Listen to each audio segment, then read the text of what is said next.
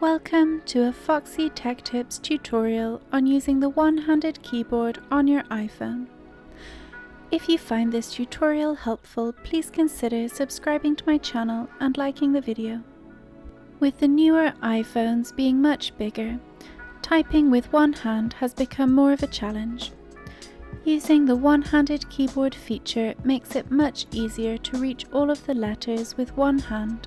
When you have your keyboard open on your iPhone, tap on the globe icon in the bottom left corner. At the bottom of the options that appear, you have three keyboard settings: right side, left side, and normal.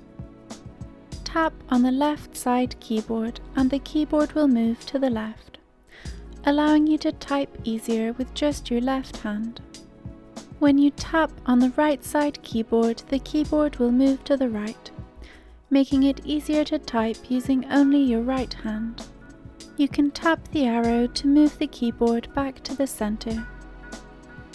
And that draws an end to this tutorial. Please like the video if you found it helpful and subscribe to Foxy Tech Tips for more iPhone tips and tricks.